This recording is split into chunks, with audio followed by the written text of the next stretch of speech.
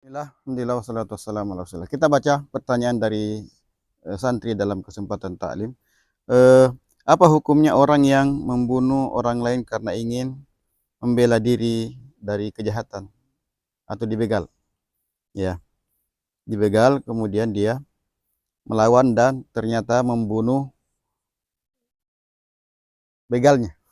Ya, eh, tentu hukum asalnya membunuh menghilangkan nyawa adalah sesuatu yang dilarang oleh Allah Subhanahu wa taala. Tapi eh, ada alasan yang kemudian larangan tersebut menjadi diangkat dalam artian bihak, ya, karena yang dilarang adalah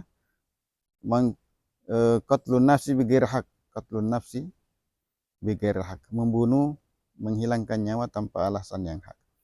Dalam hal tertentu, ya, dengan alasan yang hak dibenarkan. Hakim ketika menegakkan hukum yang konsekuensinya menghilangkan nyawa dalam hukum qisas misalnya, ya, dalam peperangan jihad membela agama Allah, ya, maka bisa konsekuensinya menghilangkan nyawa, ya. Ada tingkah pula dalam ini orang yang dibegal kemudian melawan. Seorang datang kepada Rasulullah sallallahu alaihi wasallam dalam hadis riwayat Muslim, "Ya Rasulullah, araita idza ja'ani ahadun yuridu ya'ti an ya'khudha mali aw kama qala."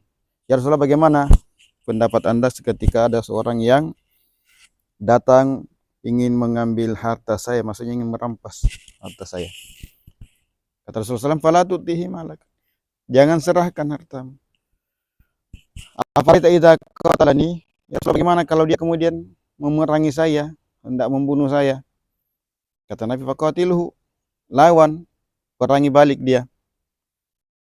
Ara'aita idza qataltuhu? Bagaimana kalau saya membunuhnya? Atau bagaimana kalau dia membunuh saya? Ara'aita idza qatalani? Kalau dia membunuh saya? Kata Nabi SAW, fa anta syahid, kamu mati syahid. Ara'aita in qataltuhu? Bagaimana kalau saya berhasil membunuhnya? Kata Rasulullah, huwa finnar, dia di neraka. Ya, dalam hadis ini Nabi SAW, bahkan dalam riwayat lain juga Nabi SAW mengatakan, man qutila duna nafsihi fahuwa syahid, man qutila duna malihi fahuwa syahid. Siapa yang mati membela dirinya, maka dia mati syahid. Siapa yang mati membela hartanya, maka dia syahid. Ya, tapi ini masalah hukum akhirat, ya, bahwa secara akhirat dia tidak berdosa karena dia melakukan pembunuhan dengan alasan yang hak yang dibenarkan dalam agama. Cuman kaitannya dengan hukum dunia tentu akan diberikan hukum yang sesuai dengan negara kita. Misalnya di Indonesia ini, ya, tentu bagaimanapun alasannya tidak dibenarkan menghilangkan nyawa orang, sehingga dia tetap akan tentu diproses secara hukum dunia. Tapi kalau secara hukum akhirat tentu tidak berdosa, sehingga tidak diancam dengan ancaman dosa besar, ya, pembunuhan yang dilarang oleh Allah Subhanahu wa taala. Tapi dalam hal ini secara akhirat dia tidak berdosa, adapun secara dunia tentu konsekuensinya tetap tentu dia akan menerimanya. Sehingga tentu kalau ada pilihan, ya, menghilangkan nyawa itu, kalau terpaksa dia, ya,